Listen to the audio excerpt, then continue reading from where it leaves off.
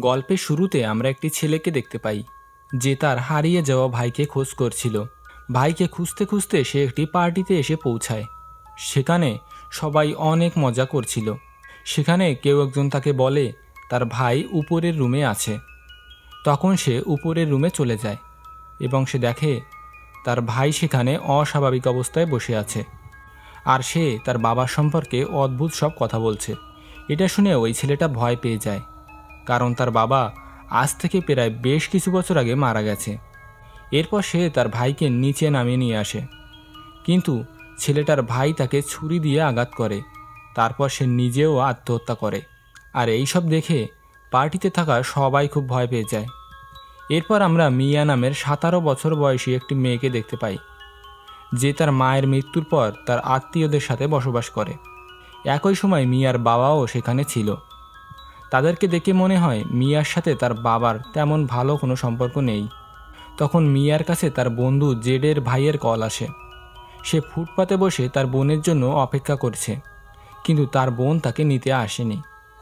এই জন্য সে মিয়াকে কল করেছে, কারণ তার বোন হয়তো তাকে নিতে ভুলে গেছে। তখন মিয়া তার গাড়ি নিয়ে সেখানে পৌঁছে যায়।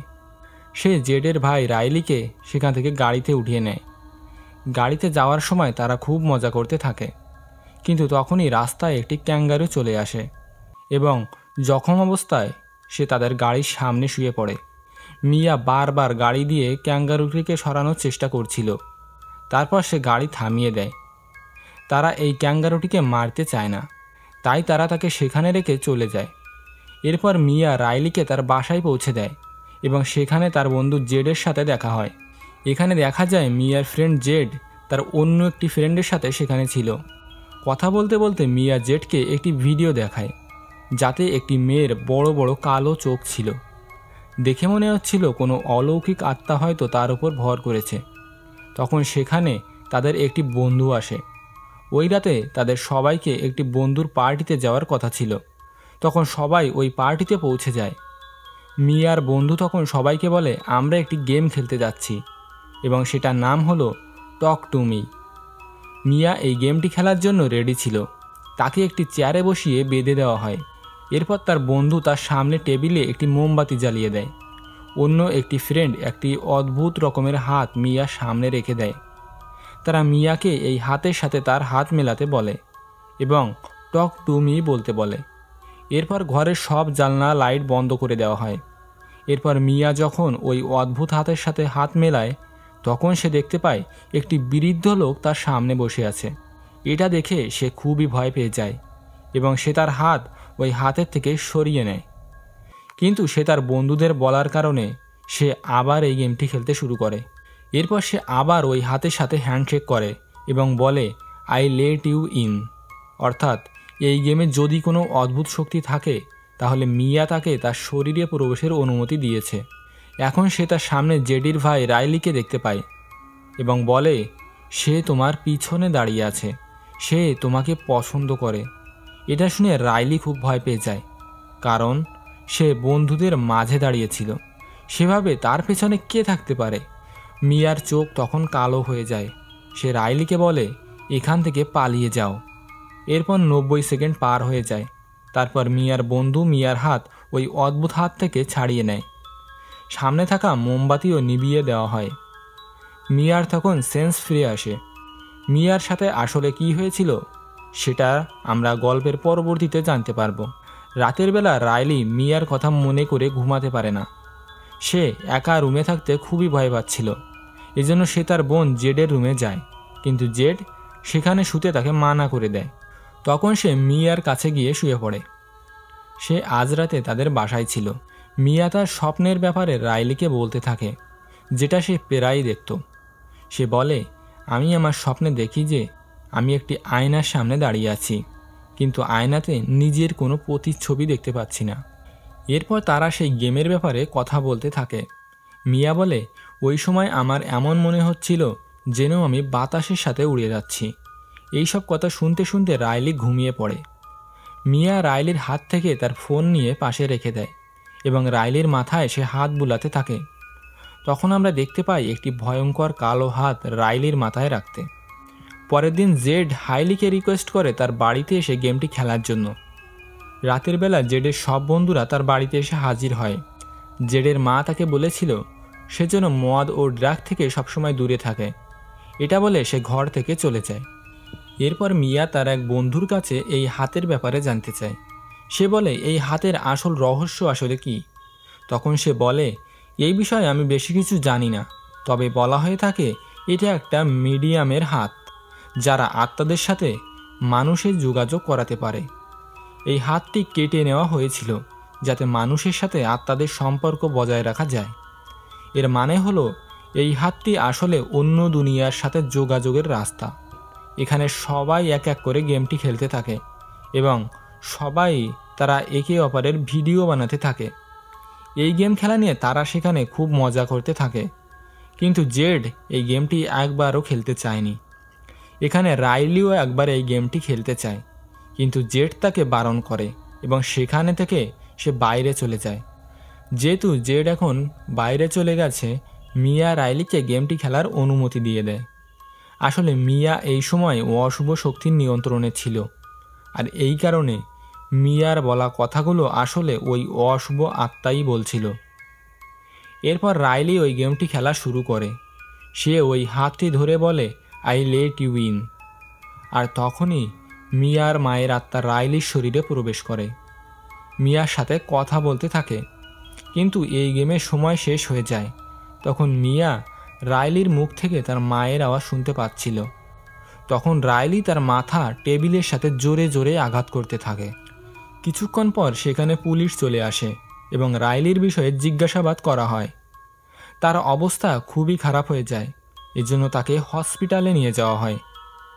এইসব কিছুর পর মিয়া যখন রাতে ঘরে পৌঁছায় তখন তার বাবা তার সাথে কথা বলার চেষ্টা করে, কিন্তু সে কোনো কথা না বলেই তার ঘরে গিয়ে দরজা আটকে দেয়। এর কিছু সময় পর সে হসপিটালে যায় যেখানে রাইলিকে ভর্তি করা হয়েছিল। সে জানতো যে হসপিটালে পৌঁছে রাইলির পরিবারকে জবাব দিতে হবে, কারণ সেই গেমটি খেলতে তাকে অনুমতি দিয়েছিল। হসপিটালে পৌঁছানোর পর সেটাই হয় যেটা মিয়া আগে থেকে অনুমান করেছিল। জেড তার উপর খুবই রেগে আছে। সে বলে তোমার সাহস কীভাবে হলো, তোমার কারণে আজ আমার ভাইয়ের এই অবস্থা হয়েছে। এইসব শুনে মিয়া খুব দুঃখ পায় এবং সে জেডের একটি ফ্রেন্ডের সাথে তার বাড়িতে ফিরে আসে। কিন্তু রাতে সে বাড়িতে একা থাকতে চায় না। এই কারণে জেডের বন্ধুকে তার বাড়িতে থাকতে বলে। এইসব কিছুর কারণে সে খুব ক্লান্ত হয়ে গেছে। মিয়া বাড়িতে এসে বেডের ওপর শুয়ে পড়ে এবং তার মায়ের ভিডিও দেখতে থাকে। কিছুক্ষণ পর সে আস্তে আস্তে ঘুমিয়ে পড়ে এবং স্বপ্নে সে তার মাকে দেখতে পায়। দেখা যায় সে মারা গেছে আর মিয়ার হাতের নখগুলো ভেঙে গেছে আর সেখানে রক্ত লেগে আছে। এইসব দেখে সে খুব ভয় পেয়ে যায়, কিন্তু এটাও তার স্বপ্ন ছিল। এই মুহূর্তে সে বুঝতে পারে সে ছাড়াও তার রুমে অন্য কোনো ব্যক্তি উপস্থিত রয়েছে। এরপর সে জেডের বন্ধুর সাথে দেখা করতে যায়, যে আজ রাতে তাদের বাড়িতেই ছিল। সেখানে গিয়ে সে দেখতে পায় এটি শয়তান আত্মা জেডের বন্ধুর পা চুষছে। মিয়া এইসব দেখে খুবই ভয় পেয়ে যায়। সে বারবার তাকে জাগিয়ে তোলার চেষ্টা করে। সে বলে ওঠো, দেখো তোমার পাশে কে রয়েছে। বাস্তবে এটা মিয়াই ছিল যে ওই বন্ধুর পা চুষছিল। এইসব দেখে জেডের বন্ধু খুব ভয় পেয়ে যায় এবং ঘাবড়ে যায়। অন্যদিকে হাসপাতালে জেড ও তার মা রাইলিকে বাথরুমে পরিষ্কার করছিল। তখন রাইলি জেডের হাতে কামড়ে দেয় এবং জোরে জোরে হাসতে থাকে। এরপর সে আবার দেয়ালে তার মাথা আঘাত করে। শয়তানাত্মা বারবার মিয়াকে বোঝায় রাইলি অনেক কষ্টে আছে, তুমি তাকে মুক্ত করে দাও, অর্থাৎ তাকে মেরে ফেলো। মিয়া এইসব নিয়ে তার বাকি বন্ধুদের সাথে কথা বলে। এরপর তারা সেই ছেলেটির কাছে যায় যাকে আমরা গল্পের শুরুতে দেখেছিলাম, যার ভাই নিজেই নিজেকে ছুরি মেরে দিয়েছিল। ওই ছেলেটি তাদেরকে বলে এই হাতটি আসলে একটি শয়তানের হাত এবং আত্মাদের সাথে যোগাযোগের রাস্তা। আমি এই বিষয়ে বেশি কিছু জানি না। কোনো উপায় না পেয়ে মিয়ার বাকি বন্ধুরা যে যার মতো ঘরে ফিরে যায়। এরপর মিয়া, জেড ও তার 3 বন্ধুই হসপিটালে ফিরে আসে। সে ভাবছিল ওই দিন হয়তো গেমে কিছু একটা অপূর্ণ থেকে গেছিল। রাইলি যখন গেম খেলছিল তখন সে তার মাথা টেবিলে আঘাত করেছিল। সবার মনোযোগ ওই দিকে থাকায় তারা মোমবাতি নেভাতে ভুলে গেছিল। আর এই কারণে শয়তান আত্মা এই দুনিয়ায় চলে এসেছে এবং সে রাইলির শরীরে প্রবেশ করেছে। তারা তখন ওই শয়তানি হাত আবার রাইলির কাছে দেয়, কিন্তু কিছুই হয় না। মিয়া ভাবে রাইলি যখন কিছুই বলছে না, হয়তো সে মারা গেছে।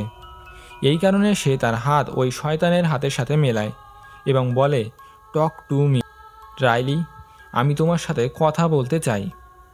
তখন একটি ছোট্ট মেয়ে তার সামনে চলে আসে, যে তাকে বলে, আই লেট ইউ ইন। তখন মিয়া শয়তান ও আত্মাদের দুনিয়াতে চলে যায়, যেখানে সে রাইলিকে দেখতে পায় এবং সে পুরোপুরি শয়তানদের নিয়ন্ত্রণে ছিল। এইসব দেখে সে খুব ভয় পায় এবং কাঁদতে কাঁদতে সে আবার নিজের দুনিয়ায় ফিরে আসে। এখন সে আবার তার ঘরে ফিরে আসে, যেখানে তার বাবা তার জন্য অপেক্ষা করছিল। সে আসলেই তার বাবা তাকে তার মায়ের লেখা চিঠি পড়ে শোনায়, যাতে লেখা ছিল, আমার প্রিয় স্বামী ও মিয়া, আজকের দিনটা খুবই ভালো। আশা করি তোমরাও খুব ভালো আছো। আমি এখন একদম কষ্টে নেই। এইসব শুনে মিয়া তার বাবাকে জড়িয়ে ধরে। তখন মিয়া দূর থেকে তার মায়ের আত্মার ডাক শুনতে পায়। সে বারবার এটা শুনতে থাকে যে তোমার বাবা তোমাকে মিথ্যা কথা বলছে। এরপর ওই শয়তান মিয়ার বাবার শরীরে প্রবেশ করে মিয়াকে মারতে যায়। মিয়া তখন তাকে একটি ব্যাট দিয়ে আঘাত করে এবং সে মারা যায়। কিন্তু সে ভুলে গেছিল আসলে তার সামনে তার বাবা দাঁড়িয়ে আছে। এটা তার একটা ইলুশন ছিল, তার সামনে শয়তান আত্মা দাঁড়িয়ে আছে। তখন সে তার বন্ধু জেটকে কল করে এবং বলে, আমি খুব কষ্টে আছি, তুমি আমার ঘরে চলে এসো। জেট তখন রাইলিকে একা রেখে মিয়ার ঘরের উদ্দেশ্যে বেরিয়ে পড়ে। কিন্তু এটা কি, মিয়া তো হসপিটালের পার্কিংয়ের জায়গাতে ছিল এবং জেটকে দেখছিল, অর্থাৎ ওই শয়তান আত্মা এখনও মিয়ার ভেতরে আছে, যে জেটকে তার বাড়িতে যেতে বলছে, যাতে সে মিয়ার দ্বারা রাইলিকে মেরে ফেলতে পারে। এখন মিয়া রাইলিকে হুইল চেয়ারে করে রাস্তায় নিয়ে চলে আসে। অন্যদিকে জেড মিয়ার ঘরে পৌঁছে যায় এবং তাকে বারবার কল করতে থাকে। মিয়া যখন তার কল রিসিভ করে না, তখন সে ঘরের ভিতরে প্রবেশ করে এবং সে দেখতে পায় মিয়ার বাবার রক্তাক্ত অবস্থায় ঘরের কোণে পড়ে আছে। এটা দেখে জেড সব কিছু বুঝে ফেলে। সে তার মাকে কল করে এবং মিয়ার ব্যাপারে বলে এবং সে খুব শীঘ্র হসপিটালে পৌঁছে যায়। তখন সে দেখতে পায় মিয়া রাইলিকে একটি হুইল চেয়ারে করে রাস্তার মাঝখানে নিয়ে গেছে। মিয়া ভাবছিল রাইলিকে কি মারা উচিত নাকি না, ঠিক যেমন গল্পের শুরুতে সে ক্যাঙ্গারুর ব্যাপারে ভেবেছিল। তখন মিয়ার মায়ের বেশে সেই শয়তান সেখানে চলে আসে এবং সে বারবার রাইলিকে মারার জন্য উস্কাতে থাকে। কিন্তু রাইলির পরিবর্তে মিয়া নিজেই গাড়ির সামনে ঝাঁপ দেয়, কিন্তু জেড তাকে বাঁচিয়ে নেয়। এখন তাকে জখম অবস্থায় হাসপাতালে ভর্তি করা হয়। সেখানে আয়নাতে সে নিজের চেহারা দেখতে থাকে, কিন্তু সে সেখানে কোনো রিফ্লেকশন দেখতে পায় না এবং সে জ্ঞান হারিয়ে ফেলে। তার সেই খারাপ স্বপ্ন সত্যি হয়ে যায়। সে আত্মাদের দুনিয়ায় ফেসে গেছিল। সে সেখানে একটি মোমবাতির আলো দেখতে পায়। সে যখন সেটার কাছে যায়, তখন সে মোমবাতির উপর একটি হাত দেখতে পায়। সে যখন ওই হাতের সাথে হ্যান্ডশেক করে, তখন সে একটি ছেলেকে দেখতে পায়, যে বলে, আই লেট ইউ ইন, অর্থাৎ এই হাত এখন অন্য কারো সাথে গেম খেলছে। এটা বোঝা যায় যে রাইলিকে বাঁচানোর জন্য মিয়া নিজের জীবন ঝুঁকিতে ফেলে দিয়েছে। ওই হাতটা আসলে কার ছিল এটা কেউই জানে না। আর এটার সাথেই এই গল্পের কাহিনী এখানে শেষ হয়ে যায়।